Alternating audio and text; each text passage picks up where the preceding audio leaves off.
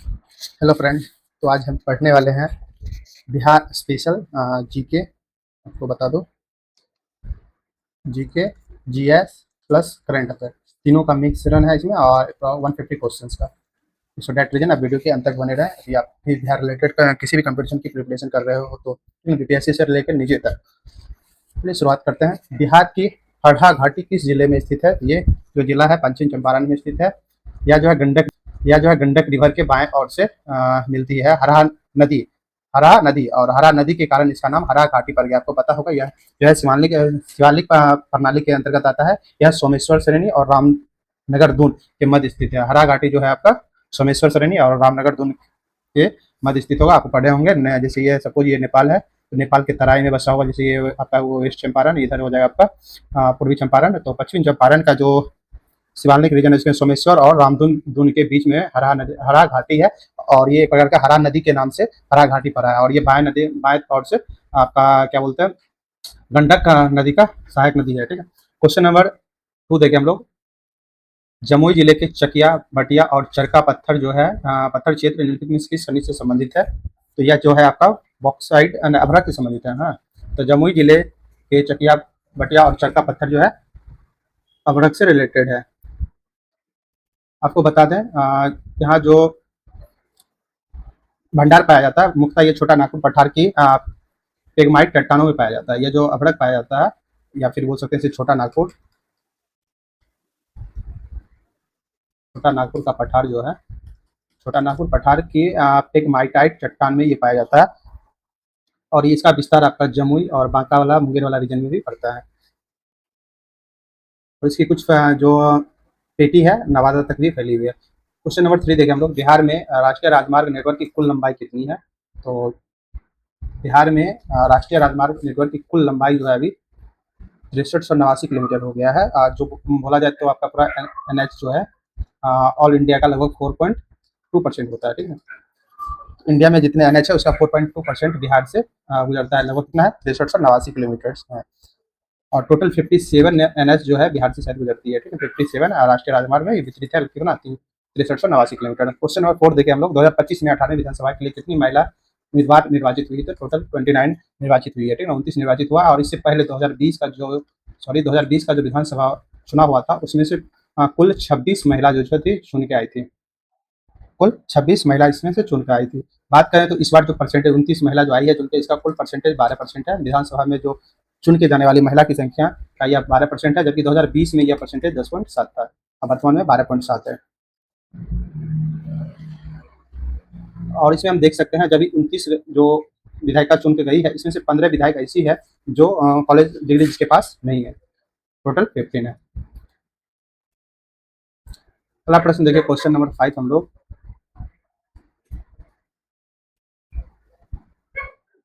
Question number 5 में दे रखा है, चट्टानों के प्रकार और उनकी विशेषताओं के निम्नलिखित युग्मों पर विचार कीजिए। तुकारा धारवाड़ चट्टानें बिहार की सबसे पुरानी चट्टान है जो लौह अयस्क और अभ्रक जैसे खनिजों से समृद्ध है। ये बात सही है। क्वेश्चन नंबर 5 का सेकंड दे रखा है, देखो। विद्यमान चट्टानों गंगा के मैदानी निर्मित नई चट्टानों जिनमें खनिज नहीं है, नहीं। ये विंध्याचल चट्टान जो है आपका बिहार में खास करके आपका कैमूर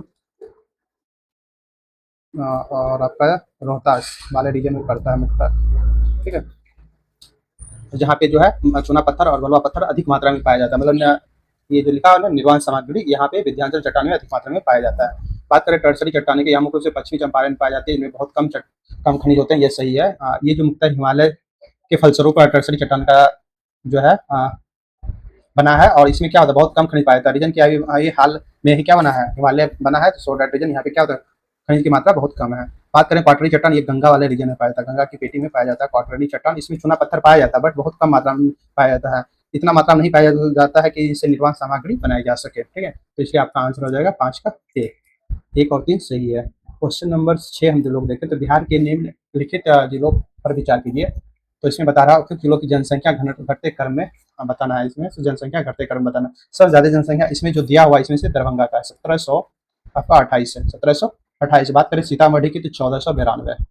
दरभंगा 1728, सीतामढ़ी 1492। बात करें समस्तीपुर की तो 1467 है समस्तीपुर का। मधुबनी का देखें तो 1282 है। ठीक है, तो इस प्रकार आपका हो जाएगा 2 3 4, मतलब 2 3 4 1 हो जाएगा। इसमें देख रहे हैं सर्वाधिक जो जनसंख्या घनत्व है शिवहर का है। कहाँ का है? शिवहर का है। 1880 व्यक्ति पर किलोमीटर है। पटना की बात करें तो पटना का आपका हो जाएगा 1823। 1880 तो शिवहर का हो गया, 1823 आपका पटना का। उसके बाद दरभंगा का होता है 1728। सबसे कम न्यूनतम घनत्व वाले जिले जो है कैमूर है। कौन है? कैमूर। कैमूर का दूसरा नाम भभुआ भी है, भभुआ के नाम से भी जाना जाता है। 488 प्रति व्यक्ति पर किलोमीटर रहता है। बात करें जमुई का तो जमुई सेकंड नंबर में आता है सबसे कम घनत्व में। तो जमुई में जो है आपका 568 हो जाएगा।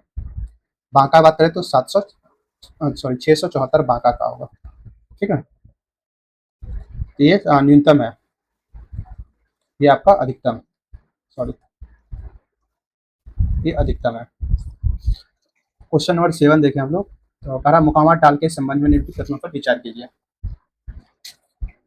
तो ये दे रखा है मुकामा टाल को बिहार का चावल का कटोरा कहते हैं, गलत है। ये चावल का कटोरा नहीं बोल सकते, दाल का कटोरा भी बोला जा सकता है। ठीक है, या दाल का पेटी भी बोल सकते हैं। यहाँ पे बहुत अधिक मात्रा में दलहन होता है।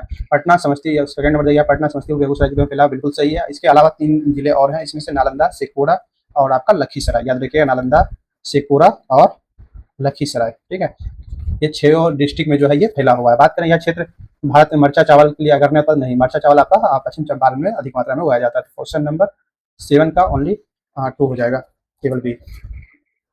अब हम देखें प्रश्न संख्या 8। तो मुंगेर जिले में स्थित खड़गपुर की पहाड़ियां निम्नलिखित में से कौन सा खनिज पाया जाता है? तो मुंगेर जिले में जो खड़गपुर की पहाड़ियां हैं, यहाँ पे कौन सा खनिज पाया जाता है इसके बारे में पूछ रहा है। यहाँ पे बॉक्साइट पाया जाता है। जस्ट हम ऊपर भी इसके बारे में चर्चा किए होंगे। यहाँ पे बॉक्साइट अधिक मात्रा में पाया जाता है। और जब पूछा जाए कोयला किस प्रकार के खनिज मतलब किस भूगर्भीय संरचना में पाया जाता है, तो यह गोंडवाना लैंड के जो संरचना है उसमें पाया जाता है।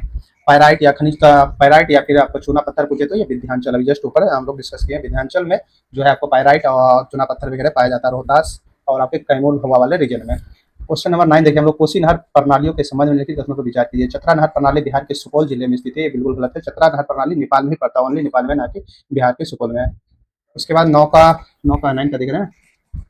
पूर्वी कोसी नहर प्रणाली 5 शाखा, मतलब 5 शाखा नहरें हैं पूर्वी नहर प्रणाली की, सही बात है। उसके बाद कोसी नहर परियोजना 1961 में मंजूरी दी गई थी। तृतीय पंचवर्षीय योजना के जो है 1961 में इसके मंजूरी दिया गया था। इसमें से 5 शाखा कौन कौन है इसके बारे में हम बोल रहे हैं। मुरलीगंज जो मधेपुरा में पड़ता है, याद रखिएगा,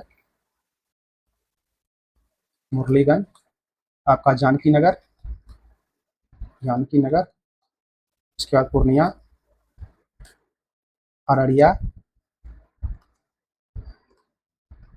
उसके बाद बात करते हैं राजपुरा। ये 5 इसकी शाखा है पूर्वी कोसी नहर की। ठीक है, और पश्चिमी कोसी नहर की परियोजना का मंजूरी कब मिला था? 1961 में मिला था। पूर्वी नहर कोसी परियोजना इसका कुल लंबाई जो है आपका बता दें 43.47 किलोमीटर है। ठीक है, पूर्वी नहर कोसी नहर प्रणाली है, इसका कुल डिस्टेंस 43.47 है। यह बिहार का लगभग देख सकते हैं, यह बिहार का 6.12 लाख हेक्टेयर में फैला हुआ है, या इस भाग को सिंचित करता है। लाख हेक्टेयर को सिंचित मतलब है ये हेक्टेयर को सिंचित करने का काम करता है। अगला प्रश्न नंबर 10 देखें हम लोग। तो पूर्वोत्तर क्षेत्र की रेल कनेक्टिविटी में महत्वपूर्ण भूमिका निभाने वाला कटिहार मंडल किस रेलवे जोन के अंतर्गत आता है? आपको पता होगा, ये पूर्वोत्तर NFR के अंतर्गत आता है। अब बिहार से कुल 4 रेल डिवीजन जो है रेलवे जोन कनेक्ट होते हैं। एक NFR पूर्वोत्तर रेलवे सीमा है। उसके बाद बात करें ईस्टर्न रेलवे, मतलब पूर्व रेलवे, इसको ER बोल सकते हैं, ईस्टर्न रेलवे। आफ्टर NFR तो हो ही गया आपका, एक NER होता है, पूर्वोत्तर सीमांत रेलवे। ठीक है, NER हो गया आपका पूर्वोत्तर। उसके बाद एक ECR, ईस्ट कॉमन रेलवे। तो ये कुल 4 रेलवे जोन बिहार से अटैच में है, याद रखिए कुल 4 है। उसके बाद प्रश्न संख्या 7 से 11 देखें हम लोग। मुख्यमंत्री महिला रोजगार योजना के संबंध में निम्न कथनों पर विचार कीजिए। यह महिला योजनाओं को स्वयं का व्यवसाय शुरू करने के लिए 10,000 रुपये की प्रारंभिक सहायता और 2 लाख तक की अतिरिक्त सहायता वित्तीय सहायता प्रदान करती है, बिल्कुल सही है। यह योजना ग्रामीण क्षेत्रों में बिहार ग्रामीण आजीविका संवर्धन समिति जीविका के माध्यम से लागू की जाती है, बिल्कुल सही है। इसी की बदौलत तो इस बार बल्ले बल्ले हो गया ना। क्वेश्चन नंबर 12 हम लोग देखें। बिहार सरकार द्वारा शुरू किए गए 7 निश्चय 3.0 कार्यक्रम की अवधि क्या है? इसका अवधि जो है 25 से 30 है, 25 से 30 इसका है। उसके बाद क्वेश्चन नंबर 13 देखें हम लोग। हाल ही में बिहार ने प्लेट फाइनल में किस टीम को हराकर रणजी ट्रॉफी एलिट ग्रुप में प्रवेश किया? तो यह मणिपुर को हराकर प्रवेश किया है। बात करें प्रश्न संख्या 14 का, तो बिहार सेमीकंडक्टर नीति 2026 के संबंध में निम्नलिखित कथनों पर विचार कीजिए। कह रहा है, इसका लक्ष्य 5 वर्षों के भीतर बिहार की अर्थव्यवस्था में सेमीकंडक्टर क्षेत्र की हिस्सेदारी को 5% बढ़ाना है। ये बिल्कुल सही है। इसका निवेश लक्ष्य जो है अप्रॉक्स 25,000 करोड़ है। ये भी सही है। केंद्र सरकार के प्रोत्साहन के अलावा 20% की अतिरिक्त सब्सिडी प्रदान करती है। ये तीनों तीनों क्या है आपका सही हो जाएगा। अगला देखिए हम क्वेश्चन नंबर 15। तो 15 में दे रखा है, विंग्स इंडिया 2026 राष्ट्रीय क्या है विमानन पुरस्कारों के संबंध में निम्नलिखित कथनों पर विचार कीजिए। तो यहाँ दे रखा है, बिहार को गैर प्राथमिकता वाले क्षेत्रों के लिए क्षेत्रीय संपर्क योजना के तहत सबसे सक्रिय राज्य के रूप में मान्यता दिया गया। ये बिल्कुल सही है। क्षेत्रीय संपर्क योजना के तहत जो RCS उड़ान के तहत इसे सबसे सक्रिय राज्य के रूप में मान्यता दिया गया विंग्स इंडिया 2026 में। और उसका यह बिहार ने यह मान्यता मुख्य रूप से एविएशन टरबाइन फ्यूल मतलब ATF पर मूल वर्धित कर मतलब वैट को 29% से घटा के 4% करके हासिल किया। ये बिल्कुल सही है। मतलब यहाँ का जो वैट जो है इस पे आप बोल सकते हैं ATF मतलब एविएशन टरबाइन फ्यूल पर जो वैट लगता था उसको 29% से घटा के 4% कर दिया, जिस रीजन से जो है इसको सबसे सक्रिय राज्य के रूप में क्षेत्रीय संपर्क योजना के तहत सबसे सक्रिय राज्य के रूप में मान्यता दिया गया। और आपको बता दें ATF का जो हिमांक बिंदु होता है या फिर इसको बोल सकते हैं आप हिमांक इसका बहुत कम होता है, -47 डिग्री सेल्सियस होता है। आगे देखें हम लोग क्वेश्चन नंबर 16। उन्मेष अंतर्राष्ट्रीय साहित्य महोत्सव 2025 के संबंध में निम्नलिखित कथनों पर विचार कीजिए।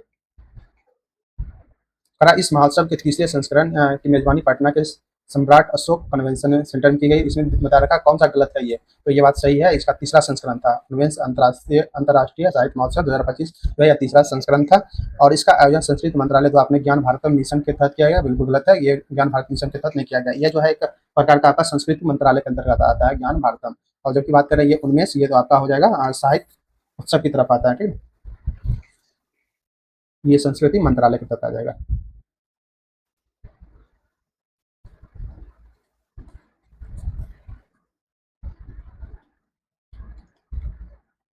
ये आपका हो जाएगा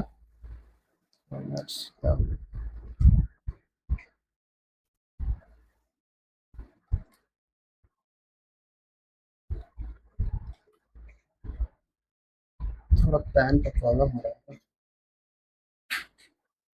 ठीक है, क्वेश्चन नंबर 17 देखें हम लोग। दे रखा है, हाल ही में अंटार्कटिका की यात्रा करने वाले बिहार की पहली महिला कौन बनी है? तो ये आरती गुप्ता बन चुकी है। ठीक है, इसे 45वें भारतीय वैज्ञानिक अंटार्कटिका शीतकालीन अभियान का ये हिस्सा रही और इन्हें भारत मौसम विज्ञान विभाग पटना की शाखा के द्वारा भेजा गया था। याद रखिएगा, इसे भारत मौसम विज्ञान विभाग की पटना की शाखा के द्वारा भेजा गया।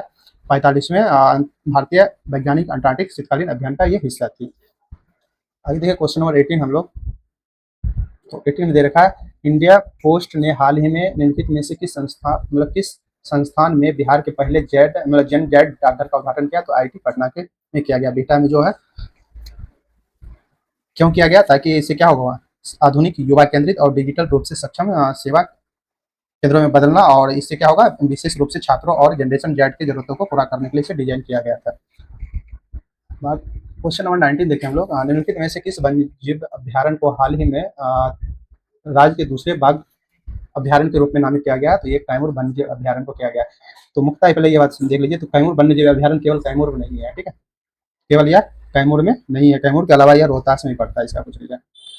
और एक प्रकार से ये 4th जंक्शन पे पड़ता है। जैसे ये बिहार है, तो बिहार, यूपी, MP और झारखंड, इसके चारों ओर मतलब यहाँ से गलियारा गुजरती है चारों स्टेट का। ठीक है, यहाँ पे मुख्यतः जो है आपको काला हिरन, चिकरा, सांभर, चीतल, भालू, तेंदुआ, भेड़िया, नीलगाय भी पाया जाता है। वनस्पति की बात करें तो यहाँ बांस, पलाश और खैर महुआ भी पाया जाता है। कहाँ पे? कैमूर में।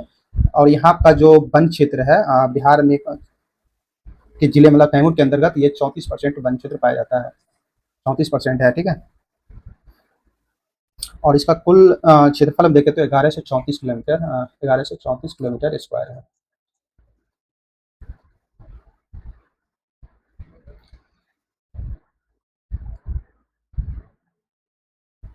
ओके, मुख्यमंत्री भारत दर्शन योजना के संबंध में निम्नलिखित कथनों पर विचार कीजिए। तो इसमें दे रखा है, इसकी शुरुआत भारत के ऐतिहासिक और सांस्कृतिक स्थलों की खोज के लिए शिक्षा विभाग द्वारा की गई। ये बिल्कुल सही है। यह सरकारी और मान्यता प्राप्त निजी दोनों तरह के विद्यालयों के लिए कक्षा 9 से 12 तक के विद्यार्थियों को इन शैक्षणिक योग्यता में भाग लेने में सक्षम बनाता नहीं। इसमें निजी को मान्यता प्राप्त नहीं, निजी विद्यालय इसमें नहीं शामिल है, तो केवल एक ही सही हो जाएगा। क्वेश्चन नंबर 20 के बाद 21 देखें हम लोग। तो अल्ट्राटेक सीमेंट जो है,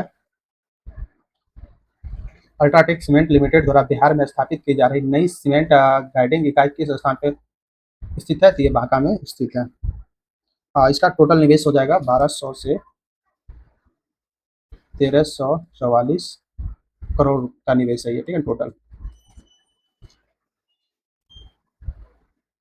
क्वेश्चन नंबर 22 देखें। बिहार के किस क्रिकेटर को सबसे कम उम्र का आईपीएल खिलाड़ी बनने पर प्रधानमंत्री राष्ट्रीय बाल पुरस्कार 25 से सम्मानित किया गया? आपको पता होगा, वैभव सूर्यवंशी। ये समस्तीपुर के ताजपुर गांव के निवासी है, याद रखिएगा, ताजपुर। कहाँ ताजपुर गांव है, एक गांव हो गया इसका, और ये समस्तीपुर में है।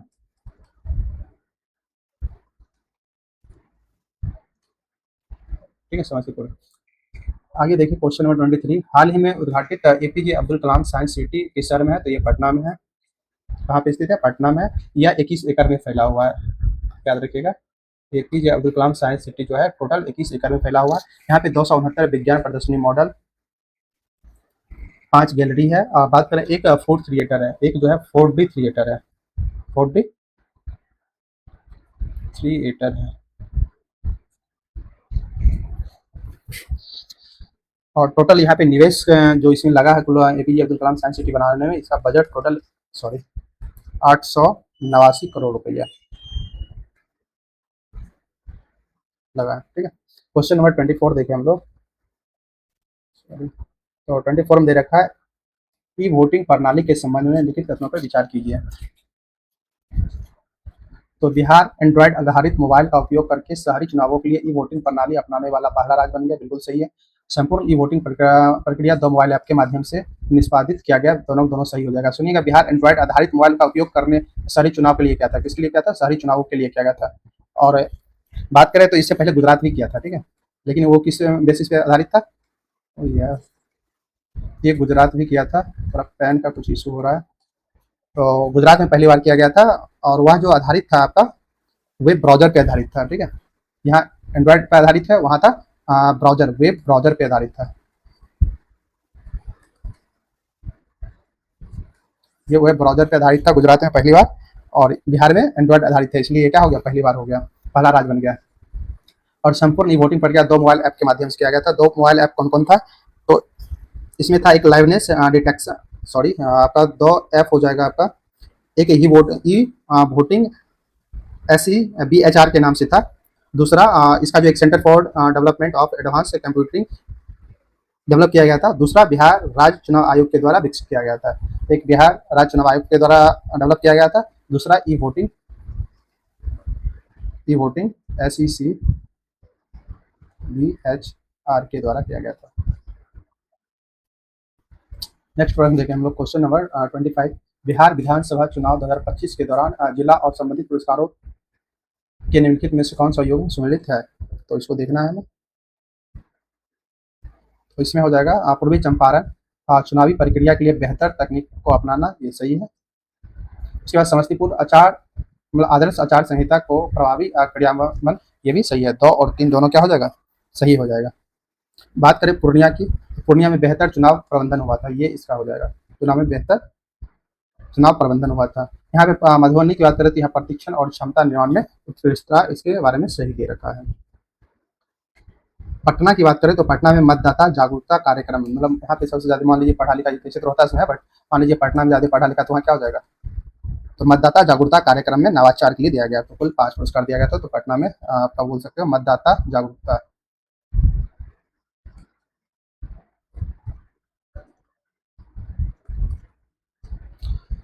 तो 2 और 3 सही है, और बाकी बात 1 और 2 का ऊपर नीचे मिलान है। और पटना में मतदाता जागरूकता कार्यक्रम को नवाचार के लिए बस इतना, सॉरी, नवाचार। क्वेश्चन नंबर 26 देखें हम लोग। यहाँ दे रखा है 12वें जैन तीर्थकर बासु पूज्य का जन्म स्थान कहाँ है? तो इसका जन्म स्थान क्या हो जाएगा? चंपापुरी। तो 12वें जैन तीर्थकर थे बासु पूज्य, उसका स्थान मतलब जन्म स्थल था क्या? चंपापुरी। यह चंपापुरी जो है भागलपुर में पड़ता है, याद रखिएगा, यह भागलपुर में पड़ता है। इसका प्रतीक चिन्ह भैंसा था, ठीक है। बासु पूजी का प्रतीक चिन्ह सिंबॉलिक जो था प्रतीक चिन्ह, तो ये भैंसा था या भैंसा, ठीक है, भैंसा था। इनकी माता का नाम विजया था, इनकी माता कौन थी? विजया। और इसके पिता राजा बासुपूज्य थे, याद रखिएगा बासुपूज्य बासुपूज्य, इसका पिता भी राजा बासुपूज्य थे ही। और इसकी माता विजया थी और इसको जो है जया के नाम से भी जाना जाता था, इसकी माता थी विजया।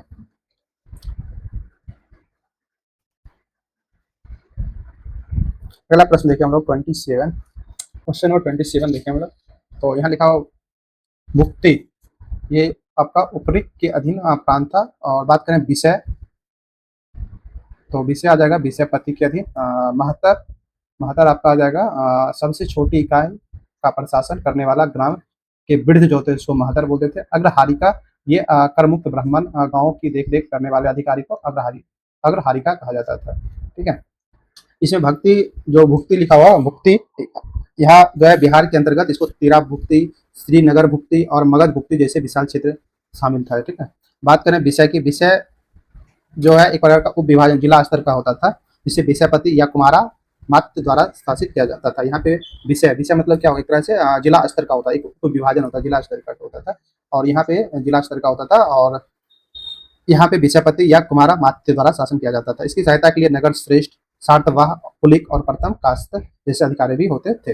बात करें महतर, महतर एक ग्राम का वृद्ध या गांव का बड़ा होता था। यहाँ पे दे रखा सबसे छोटी इकाई का प्रशासन करने वाला ग्राम का वृद्ध, मतलब गांव के जो सबसे वृद्ध आदमी होते थे, गांव का सबसे बड़ा होता था, जो शासन की सबसे निचली इकाई ग्राम स्तर के प्रशासन के लिए उत्तरदायी होता था। भूमि की बिक्री के लिए महतर की समस्या, ये जो महतर जो था इसका सहमति आवश्यक था कब, जमीन की बिक्री के लिए, ठीक है, महतर।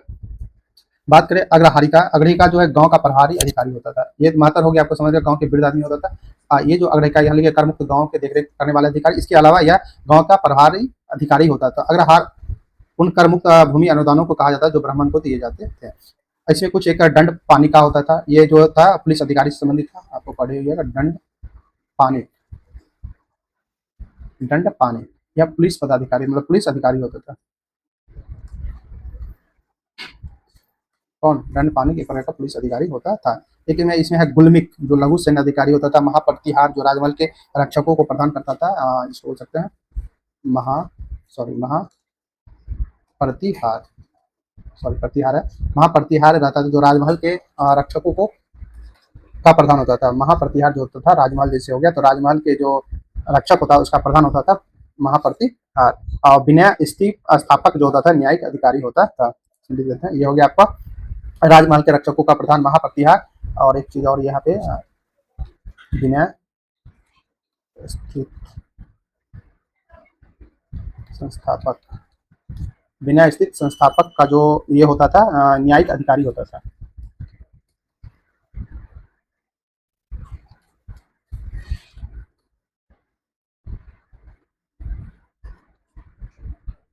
न्यायिक अधिकारी होता है, अधिकारी नहीं, अधिकारी होता था।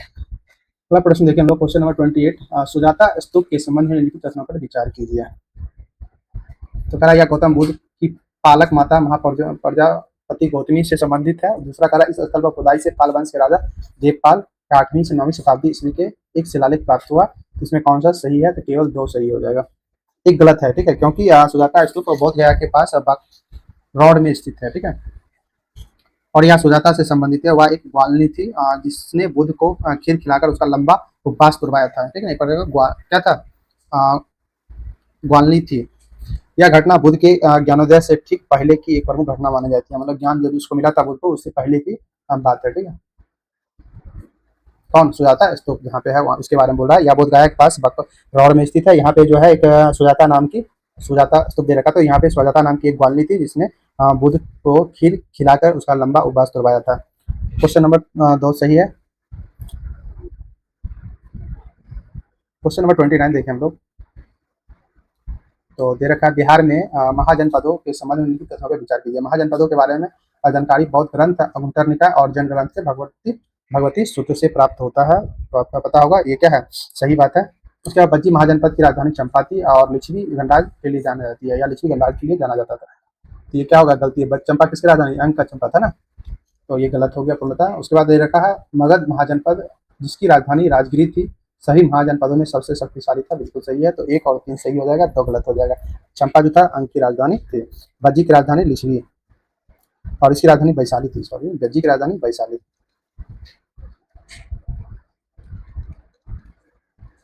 वैशाली था। अगला प्रश्न देखते हैं हम लोग, क्वेश्चन नंबर 30। निम्नलिखित में से कौन सा बिंदुसार का ज्ञात नाम नहीं है? तो इसमें से बताना है, इसमें बिंदुसार का ज्ञात नाम नहीं है। तो इसमें आ जाएगा अमित्र, अमित्राय, अमित्रारे, अमित्रारे, ये जो नाम नहीं है बिंदुसार का, बाकी बात ये सारा तीनों तीनों इससे रिलेटेड है। मित्रघात मतलब हो गया शत्रु को नाश करने वाला। अमित्रोचेटस, अमित्रोचेटस की उपाधि अमित्र घाट का यूनानी नाम था एक तरह से। और स्ट्रेबो और एथनियस ने जैसे प्राचीन यूनानी इतिहासकारों ने इसको दिया था ये वाला नाम। क्या है? अमित्र चेटस, अमित्र चेटस। सिंह सेन जो है इसको राजबली कथा जैसे जैन ग्रंथों के अनुसार उनका मूल नाम जन्म का नाम था। सिंह सेन इसके बचपन के नाम था, मूल नाम, ठीक है। अकॉर्डिंग टू जैन ग्रंथ के अकॉर्डिंग राजबली कथा है, ठीक है, राजबली कथा, ये जैनिज्म का एक बुक है, उसमें दिया हुआ है। आगे देखिए हम लोग क्वेश्चन नंबर 31। बख्तियार खिलजी के उदयपुरी विश्वविद्यालय को किस वर्ष नष्ट किया गया था? तो इसको नष्ट जो है 1193 ईस्वी में किया गया था। बख्तियार खिलजी ने उदयपुरी विश्वविद्यालय को किस वर्ष नष्ट किया था? 1193 में किया था।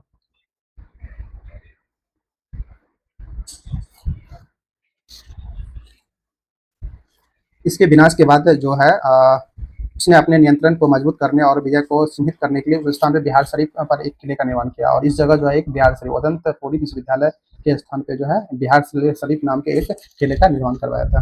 क्वेश्चन नंबर 32 देखें हम लोग। लिखा हुआ मनेर शरीफ के निम्नलिखित में कौन सा कथन गलत है? इसके बारे में। तो यह बड़ी बंदरगाह और छोटी बंदरगाह दोनों का निर्माण शेरशाह सूरी के शासनकाल के दौरान किया गया था, यही गलत है। वहाँ की बात देख लेते हैं सही क्या क्या है। इसने मुगल काल के दौरान इस्लामी और संस्कृत परंपराओं के बीच संवाद की शिक्षा के केंद्रों के रूप में कार्य किया, बिल्कुल सही है। मनेर शरीफ। बड़ी दरगाह जो है ये मखदूम आहिया मनेरी का मकबरा है। जबकि बात करें छोटी दरगाह तो यह मखदूम शाह दौलत का मकबरा है। यहाँ पे छोटी दरगाह कुरान के अभिलेखों और परिष्कृत मुगल स्थापित तत्वों जैसे सजी अपनी गुलबंदी के लिए जानी जाती है, बिल्कुल सही है। वहाँ की चौथा गलत है। यह शेरशाह सूरी के शासनकाल में नहीं बनवाया गया था। यह जो है इब्राहिम खान काकर के द्वारा किया गया था, याद रखिएगा। तो छोटी दरगाह का निर्माण जो है शाहजहां के अधीन जो इब्राहिम खान काकर था उसके अधीन किया गया था। जबकि बड़ी बंदरगाह इस तरह से पहले किया जिसमें शेरशाह के संरक्षण से जुड़ा हुआ नहीं है, दोनों दोनों गलत है, ठीक है। छोटी बंदरगाह जो है इसमें शेरशाह के गवर्नर इब्राहिम खान काकर से संबंधित है। और बड़ी बंदरगाह इससे पहले बना हुआ था जो शेरशाह सूरी से रिलेटेड नहीं है। क्वेश्चन नंबर 33 देखें हम लोग। लोटा विद्रोह के संबंध में निम्नलिखित कथनों पर विचार कीजिए। तो लोटा विद्रोह में दे रखा है यह विद्रोह 1857 की क्रांति के तुरंत बाद मुजफ्फरपुर जेल के कैदियों द्वारा किया गया था। नहीं, यह 1857 नहीं 1856 में किया गया था। बाकी बात सारा सारा सही है। यह पीतल के लोटे के स्थान पर मिट्टी के बर्तन के लोटे देने से सरकार के निर्णय के कारण हुआ था, बिल्कुल सही है। केवल 2 सही हो जाएगा, दोनों सही है। इसमें केवल ईस्वी गलत, 1856 हो जाएगा। अगला प्रश्न देखिए हम लोग, क्वेश्चन नंबर 34। तो 34 में दे रखा है बिहार हेराल्ड किससे संबंधित है? तो गुरु प्रसाद सेन से। बिहार हेराल्ड गुरु प्रसाद सेन। देशर कथा जो है आपका देशर प्रसाद सखाराम गणेश क्या है देवस्कर, इससे सब रिलेटेड है। बात करें सर्च लाइट, तो सर्च लाइट आपको पता ही होगा, सच्चिदानंद सिन्हा। मदरलैंड की बात करें, मातृभूमि या मदरलैंड या मदरुल हक से रिलेटेड है। तो 1 का 3, बी का 2, सर्च लाइट सच्चिदानंद सिन्हा, मदरलैंड हो गया आपका मदरुल हक। क्वेश्चन नंबर 35 देखें हम लोग। अंग्रेजों के साथ छापा मार संघर्ष के बाद अमर सिंह अन्य विद्रोही नेताओं के साथ जो है किस क्षेत्र में भाग गए थे? तो यह नेपाल के तराई वाला क्षेत्र में भाग गए थे। क्वेश्चन नंबर 36 देखें। बिहार में राष्ट्रीय आंदोलन में महिला नेताओं के संबंध निम्नलिखित कथनों में से कौन सा सही है? इसको बताना है। तो पूरा देख लीजिए। करा प्रभावती देवी को पकड़ लिया गया और भागलपुर जेल भेज दिया गया, ये भी सही है। तारा रानी ने सिवान पुलिस स्टेशन पर भारतीय झंडा फहराने के लिए एक जुलूस नेतृत्व किया। उसके बाद देखा क्या विद्यावासिनी देवी को 1932 मुजफ्फरपुर जेल भेज दिया गया। तीनों तीनों क्या हो जाएगा? सही है।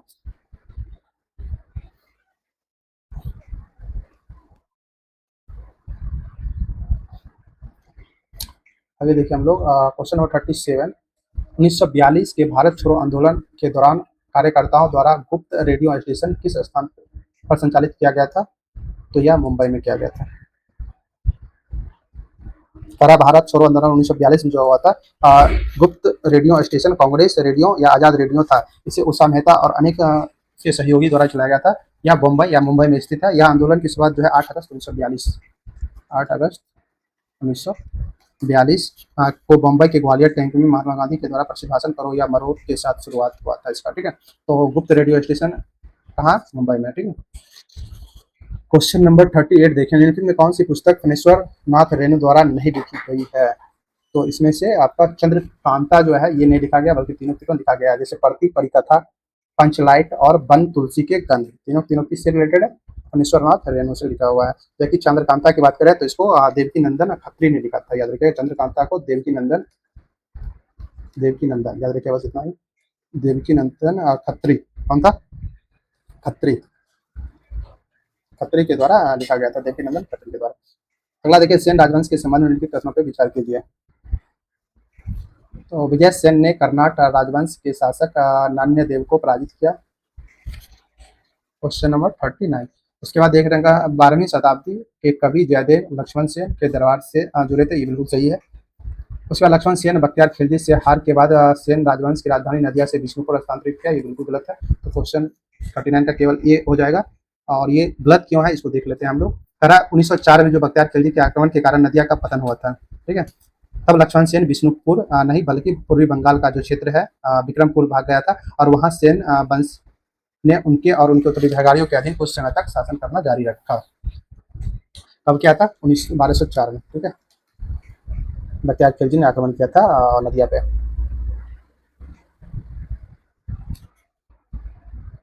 अगला प्रश्न देखें, क्वेश्चन नंबर 40। मगध के बृहदर्थ राजवंश का अंतिम शासक कौन था। तो अंतिम शासक इसमें हरिपुंजिया हो जाएगा ना, हरिपुंजिया था। मगध के बृहदर्थ राजवंश का अंतिम शासक हरिपुंजिया हो जाएगा। तो मगध बृहदर्थ राजवंश की स्थापना किसने किया था, तो बृहदर्थ ने किया था। और मगध साम्राज्य की स्थापना और इस वंश दोनों का किया था ये बृहदर्थ ने, और इसका अंतिम शासक हरिपुंजिया था।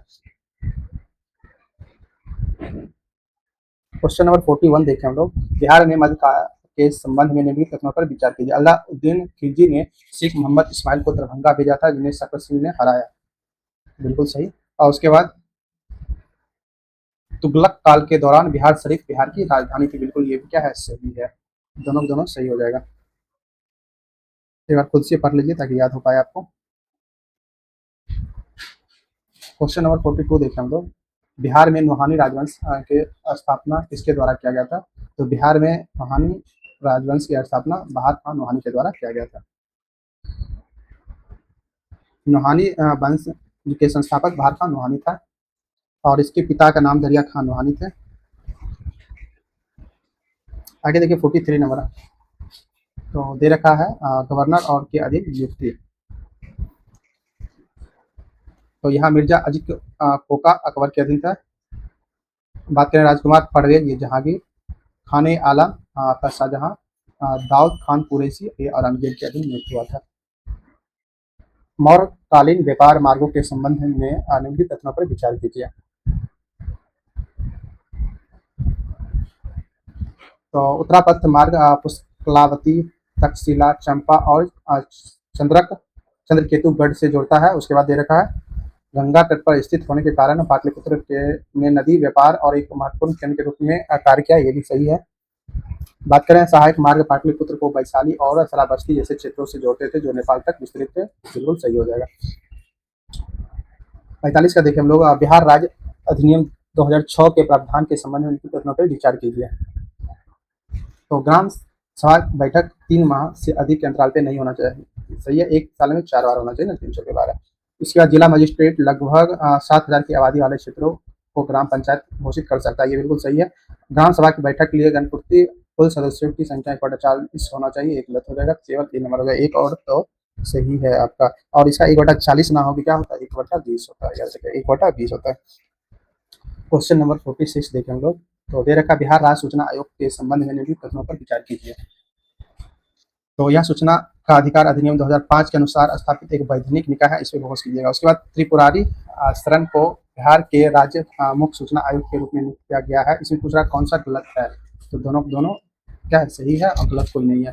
तो यह सूचना का अधिकार अधिनियम 2005 के अनुसार स्थापित किया गया था, जो कि क्या है, वैधानिक निकाय है, याद रखिए वैधानिक निकाय है। उसके बाद त्रिपुरारी शरण को बिहार के, याद रखिए त्रिपुरारी शरण जो है बिहार के वर्तमान क्या है, मुख्य सूचना अयुक्त है बिहार का त्रिपुरारी शरण। क्वेश्चन नंबर 47 देखें हम लोग, बिहार के पहले पहले लोकायुक्त के रूप में किसे नियुक्त किया गया था? तो यह श्रीधर वासुदेव सोहानी को नियुक्त किया गया था, श्रीधर वासुदेव सोहानी को। क्वेश्चन नंबर 48 देखें, तो इसमें प्रशासनिक इकाई और संख्या दे रखा है। तो प्रमंडल की संख्या कुल 9 है, आपको पता होगा, और अनुमंडल अनुमंडल की संख्या कितना है? तो 101 है। प्रखंड की संख्या 534। तो बात करें पंचायत की तो 8406। क्वेश्चन नंबर 49 देखें, तो बिहार पंचायती राज अधिनियम और संवैधानिक ढांचे के तहत पंचायती राज संस्थानों को सौंपने के लिए आधिकारिक तौर पर कितने प्रशासनिक विषयों को सूचीबद्ध किया गया है?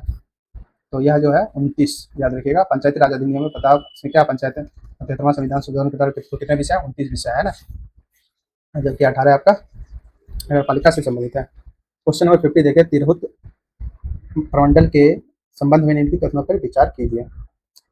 करा मुजफ्फरपुर तिरहुत प्रमंडल का मुख्यालय है, इसका गठन 1908 में किया गया था, ये बिल्कुल सही है। तिरहुत प्रमंडल में 7 जिले हैं, ये गलत है। तिरहुत प्रमंडल में 7 जिले ना होंगे, कुल 6 जिले हैं, याद रखिएगा। कुल 6 जिले हैं, कौन कौन है इसको सुन लीजिए। मुजफ्फरपुर, पश्चिम चंपारण जिसका मुख्यालय, पश्चिम चंपारण का मुख्यालय बेतिया में है, कन्फ्यूजन होता है बहुत। उसके बाद पूर्वी चंपारण जिसका मुख्यालय मोतिहारी, वैशाली जिसका मुख्यालय हाजीपुर है, उसके बाद सीतामढ़ी और शिवहर। टोटल 6 जिले हैं, और इसका प्रशासनिक प्रमुख कमिश्नर होता है। आगे देखें हम लोग क्वेश्चन नंबर 51, तो जनगणना 2011 के आधार पर बिहार में अनुसूचित जाति और जनजाति की साक्षरता दर के संबंध में प्रश्नों पर विचार कीजिए। तो दे रखा बिहार में अनुसूचित जाति और जनजाति दोनों के साक्षरता दर राज्य की कुल औसत साक्षरता दर से कम है, बिल्कुल सही बात है। बिहार में अनुसूचित जाति के कुल साक्षरता दर अनुसूचित जनजाति की तुलना में अधिक है, ये भी दोनों क्या हो जाएगा? सही है। तो इसमें देख सकते हैं आप, बिहार का जो औसत साक्षरता दर है बिहार का 66.8 है, ठीक है। इसमें से आपका एससी का जो होगा 48.65, जिसकी बात करें एसटी शेड्यूल ट्राइबल का तो 51.1% है, ये याद रखिएगा। इसमें क्या होगा, एससी एसटी से ज़्यादा है और औसत से दोनों का कम है। आगे देखिए क्वेश्चन नंबर 52 हम लोग, तो करा निम्नलिखित में से किस वर्ष बिहार में पहली बार राष्ट्रपति शासन लागू किया गया था?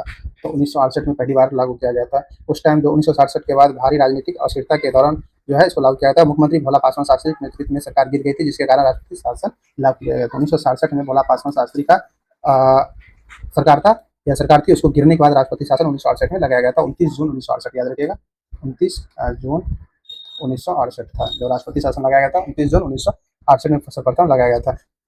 और उस टाइम बिहार के राज्यपाल नित्यानंद कानूनगो थे, याद रखिएगा। जब राष्ट्रपति शासन 1968 में बिहार में लगाया गया तो उस टाइम में यहाँ के राज्यपाल कौन थे?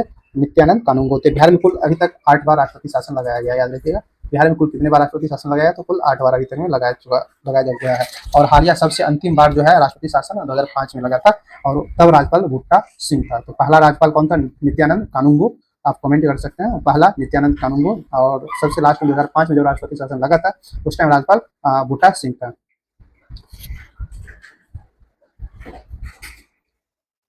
और कह रहा है सबसे अधिक जो राष्ट्रपति शासन लगा था भोला पासवान शास्त्री के समय में लगा था, 1968, 69 और 71 पर, ठीक है। और ये प्रकार का एक रिकॉर्ड बन चुका है। क्वेश्चन नंबर 53 देखें हम लोग, वर्ष 2000 में विभाजन के बाद निम्नलिखित में से किसे बिहार के राजकीय प्रतीक के रूप में अपनाया गया था? तो इसमें गेंदा को बिहार का राजकीय पुष्प घोषित किया गया था, केवल यही सही हो जाएगा ना आपका। उसके बाद बिहार कैबिनेट ने हाथी को राजकीय पशु घोषित किया था, यह गलत है। 2000 ईस्वी में बिहार के विभाजन के बाद जो है राज्य ने अपनी कृषि अर्थव्यवस्था और ग्रामीण आजीविकाओं के प्रतिनिधित्व के लिए गौर या बैल को राजकीय पशु घोषित किया था, ना कि हाथी को किया था, गौर या बैल विभाजन के बाद, ठीक है। हाथी नहीं का, गेंदा को राजकीय पुष्प के रूप में घोषित किया गया था। जब की बात करें 3 नंबर अशोक वृक्ष को राजकीय वृक्ष लिखा हुआ, यहाँ अशोक नहीं पीपल हो जाएगा। पीपल वृक्ष को बिहार का राजकीय वृक्ष घोषित किया गया। क्वेश्चन नंबर 54 देखें हम लोग,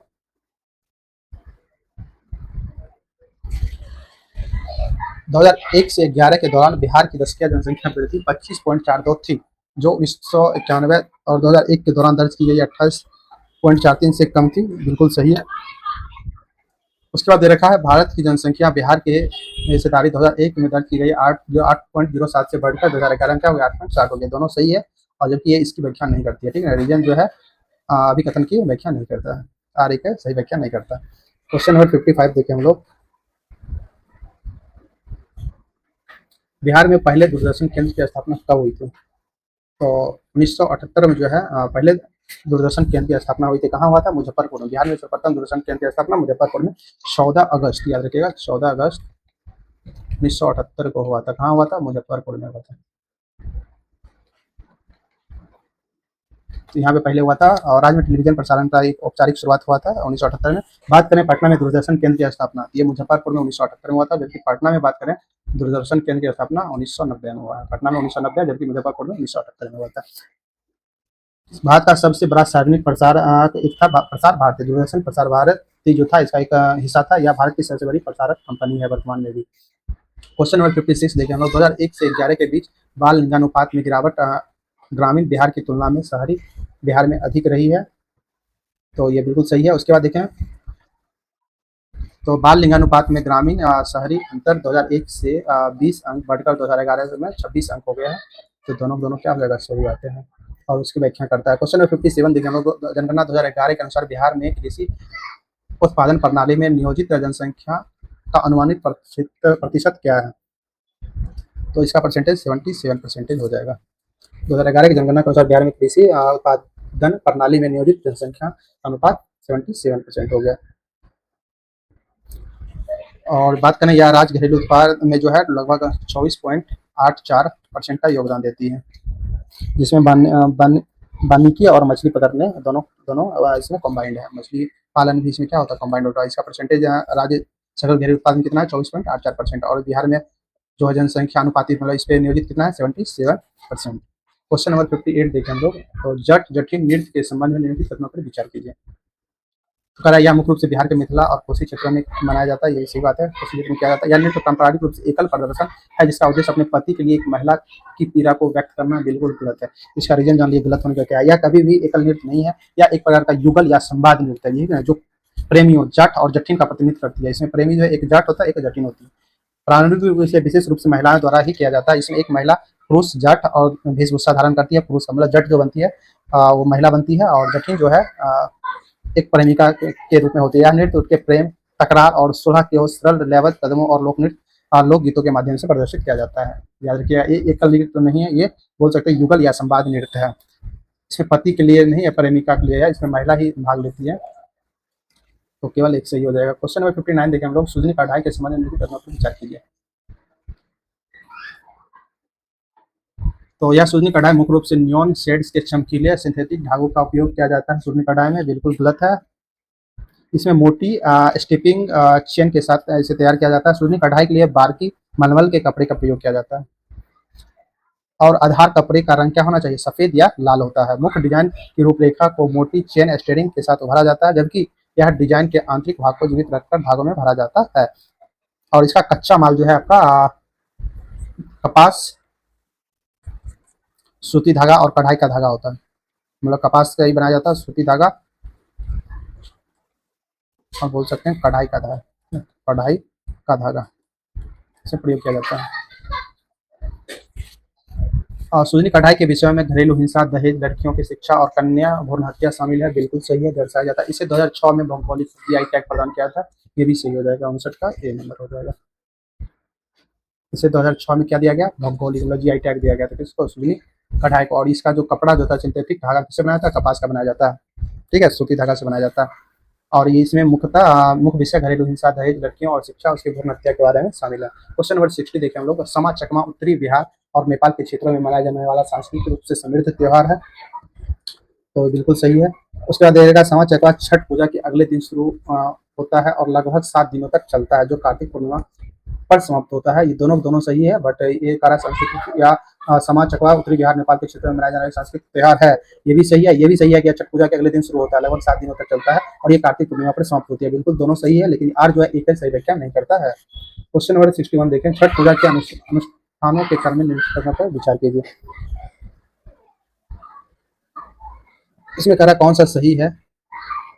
तो केवल दो सही, मतलब केवल दो ही सही हो जाएगा। खरना एक निर्जल व्रत की शुरुआत का प्रतीक है, जो पारंपरिक रूप से तीसरे दिन शाम के अर्घ के बाद समाप्त होती है। आप लोग बिहारी हैं, पता ही होगा। क्वेश्चन नंबर 62 देखते हैं हम लोग। विदेशी लोक नृत्य के प्रदर्शन प्रारंभ क्या पारंपरिक रूप से निम्नलिखित में किस वाद्य यंत्र का उपयोग किया जाता है? तो इसमें झांझ, ढोलक और खंजरी का प्रयोग किया जाता है। ठीक है ना। और इसके लोक नायक कौन है? लोक नाटक भोजपुरी का जिसको शेक्सपियर भी कहा जाता है, भिखारी ठाकुर है, ठीक ना।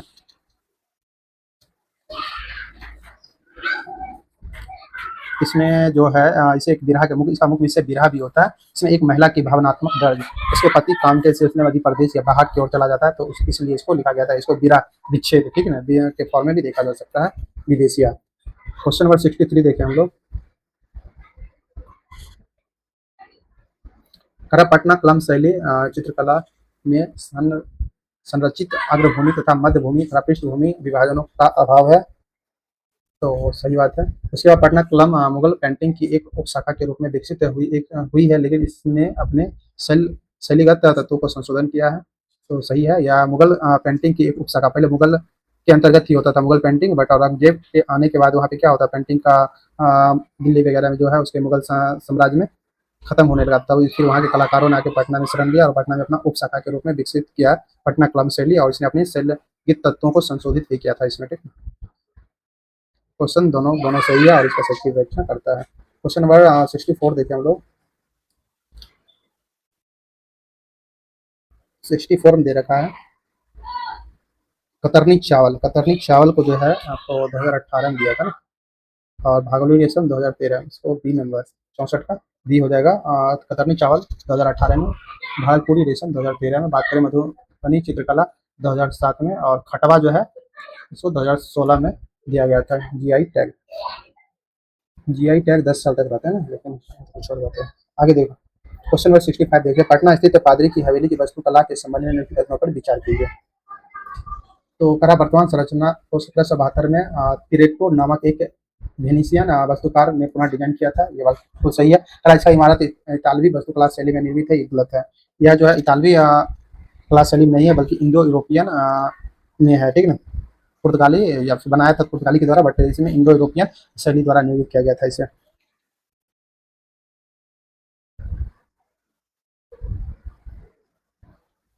तो इसमें आपका जो है केवल एक, ठीक है। इतालवी वास्तुकला शैली नहीं था आपका, इसमें बोल सकते हैं इंडो और यूरोपियन दोनों। देख लेते हैं, देख लीजिएगा इसमें का।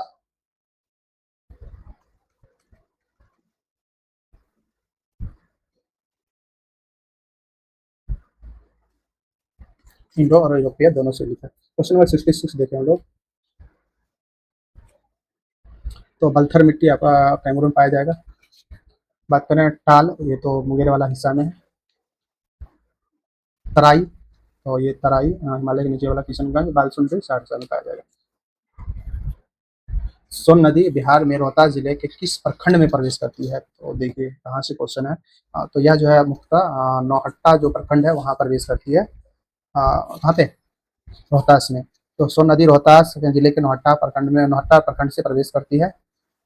सोन नदी को हिरण्यवाह भी कहा जाता है, याद रखिएगा। सोन नदी का दूसरा नाम हिरण्यवाह भी कहा है, सही ना, सेकंड नाम इसका हिरण्यवाह भी है। यह डेहरी और डेहरी में स्थित इसका इंद्रपुरी बैराज दुनिया का सबसे लंबे बैराजों में से एक है। तो सोन नदी पे ही स्थित है, और डेहरी ऑनसन मतलब रोहतास में ही है। यहाँ का जो है दुनिया के सबसे लंबे बैराजों में से एक है, इंद्रपुरी बैराज है। पूछा जाएगा इंद्रपुरी बैराज कहाँ पे है, तो यह सोन नदी पे है। Indrapuri, sorry Indrapuri barrage, barrage Indrapuri barrage जो है आपका सोन रिवर पे, यह दुनिया का सबसे लंबे बैराजों में से एक है। इसकी कुल लंबाई जो है 784 किलोमीटर लंबी, जो बिहार में इसका जो है 202 किलोमीटर, मतलब सोन नदी के 784 किलोमीटर लंबी है, बिहार में यह 202 किलोमीटर है। बात करें ये बिहार का। और एमपी की बात करें तो एमपी में ये 500 किलोमीटर, और जबकि उत्तर प्रदेश यूपी की बात करें तो यूपी में भी यह 82 किलोमीटर बहती है। ये हो गया आपका सोन नदी की लंबाई। पटना जिले के भीतर गंगा नदी की सटीक लंबाई क्या है? तो ये भी पूरा इंटरनल हो गया। 93 किलोमीटर के आसपास पटना जिले में पड़ती है। यह जो है बिहार में गंगा नदी कुल 12 जिलों से बहती है, याद रखिए 12 जिलों से बहती है। बक्सर से निकलती है और लास्ट आपका कटिहार जगह, कटिहार भागलपुर होते हुए फिर पश्चिम बंगाल में चली जाती है। कुल 12 जिलों से निकलती है, याद रखिएगा गंगा नदी। और बिहार में कुल 445 किलोमीटर तक गंगा नदी का बहाव क्षेत्र है, 445 किलोमीटर। और बक्सर जिले से होते हुए फिर बिहार से पार हो जाती है, और बिहार में जो है बक्सर के चौसा से एंट्री करती है। क्वेश्चन नंबर 69 देखें हम लोग। बेगूसराय जिले में संचालित लघु औद्योगिक समूह के संबंध में लिखित तथ्यों पर विचार कीजिए।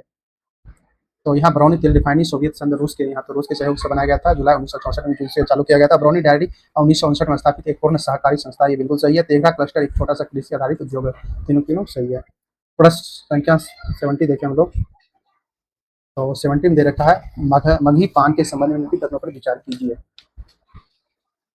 तो यह नवादा, नालंदा, गया और औरंगाबाद के क्षेत्रों में चिकनी दोमट मिट्टी में पाई जाती है, बिल्कुल गलत है। उसके बाद इसे 2020 में जीआई टैग दिया गया, ये बिल्कुल सही है। केवल 2 सही है, कथन 1 गलत है, क्योंकि ये बिहार के मगध क्षेत्र के विश्व प्रसिद्ध मगही पान पाया, मतलब स्वाद, तीखेपन और कोमलता पाने के लिए सभी मानकों पर उत्तम है। यह मुख्यतः जो है आपका नवादा सही है, नवादा, नालंदा, गया, औरंगाबाद, सॉरी इसमें गलत दे रखा है ना, या तो सभी क्षेत्रों में पाया ही जाता है, दोमट में मिट्टी में उगाया जाता है। इसको जीआई टैग जो है आपको 2018 में दिया गया था ना,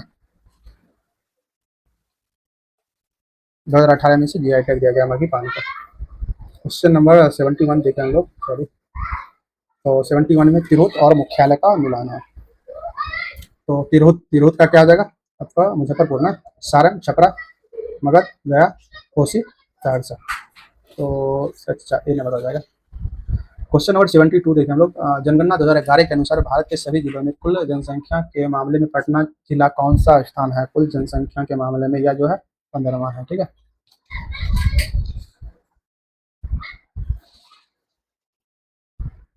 पटना जो बिहार का सबसे शहरीकृत जनसंख्या है।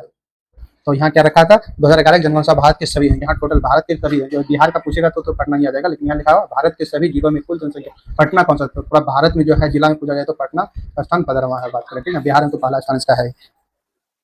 और चीजें देख लीजिए। और तरह महाराष्ट्र का जो थाने होता है वहाँ पे क्या प्रथम स्थान? महाराष्ट्र का जो थाने थाने देखिएगा, थाने जो महाराष्ट्र का थाने वह प्रथम स्थान पे है जनसंख्या के मामले में।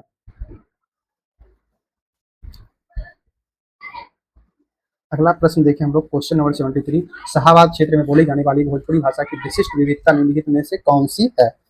तो यह मानक भोजपुरी है, ठीक है, स्टैंडर्ड भोजपुरी है एक प्रकार का। इसके बारे में कुछ भोजपुरी भाषा के बारे में देख लेते हैं। भोजपुरी एक बिहारी भाषा है, पता है आपको। यह मुख्यतः बिहार के पश्चिम पाया जाता है, मतलब बोला जाता है, और उत्तर प्रदेश के पूर्वी भाग में भी बोला जाता है। यह क्षेत्रीय रूपों में वितरित है। मानक भोजपुरी एक सुत्तम भोजपुरी भाषा है, ठीक है। यह मुख्य रूप से बिहार के ऐतिहासिक मतलब शाहाबाद वाला रीजन जो है, भोजपुर, बक्सर, रोहतास, कैमूर में बोला जाता है मानक भोजपुरी। उत्तर प्रदेश के बलिया, गाजीपुर तक भी यही फैला हुआ है। जो की बात करें उत्तरी भोजपुरी, यह मुख्यतः गोरखपुर, देवरिया और कुशीनगर महाराज, मतलब उत्तर यूपी का जो जिला है, बस्ती का क्षेत्र है, वहाँ पे उत्तरी भोजपुरी बोला जाता है। बात करें पश्चिमी भोजपुरी का, फैजाबाद, जौनपुर, वाराणसी में ये पश्चिमी भोजपुरी बोला जाता है। बात करें नागपुरी भोजपुरी, तो यह सबसे दक्षिणी बोला जाता है। जैसे झारखंड का छोटा नागपुर, पठार, पलामू, रांची के कुछ हिस्सों में भी बोला जाता है। उसको बोलते हैं नागपुरिया भोजपुरी, याद रखिएगा। नागपुरिया बोलिए, रांची झारखंड, ठीक है। नागपुर मतलब झांसी के, झारखंड, और पलामू के जो और रांची के जो कुछ रीजन है वहाँ नागपुरिया बोला जाता है। मानक तो आपको पता है, बिहार का जो इलाका मुख्यतः जो भोजपुरी वाला है, गोरखपुर, देवरिया, कुशीनगर, यहाँ पे बोला जाता है उत्तरी, ठीक है ना, उत्तरी भोजपुरिया लैंग्वेज। मधेसी बिहार के चंपारण जिला में बोला जाता है। मधेसी लैंग्वेज जो है आपको बिहार के चंपारण, ठीक है, चंपारण में, वेस्ट चंपारण और ईस्ट चंपारण दोनों में बोला जाता है मधेसी। इसका अर्थ होता है मध्य, क्योंकि आप भोजपुरी और मैथिली मतलब बज्जिका के बीच की भाषा है, इसलिए इसको मधेसी कहा गया था। पश्चिमी भोजपुरी तो आपको पता चल गया। या फैजाबाद, आजमगढ़ और जौनपुर, वाराणसी का जो इलाका है वहाँ पे पश्चिमी भोजपुरी बोला जाता है। और शाहाबाद वाले रीजन, आरा वाले क्षेत्र में पाया जाता है मानक भोजपुरी भाषा। क्वेश्चन नंबर 74 देखें हम लोग। तो देख लेते हैं, निम्नलिखित में कौन सा फसल रोग बिहार के पश्चिमी चंपारण जिले में गन्ने की खेती के लिए को प्रभावित नहीं करता है? तो ये आपका येलो बीन मोजेक जो है प्रभावित नहीं करता है। क्वेश्चन नंबर 75 देखें हम लोग। तो बरौनी रिफाइनरी की वर्तमान कच्चा तेल प्रसंस्करण क्षमता कितनी है? तो इसकी कुल क्षमता 6.0 MMTPA है, ठीक है। नेक्स्ट 75 क्वेश्चन आपको सेकंड वीडियो मिलेगा। Okay, thanks for watching this video. यदि अच्छी लगे तो लाइक, सब्सक्राइब एंड शेयर कर सकते हैं।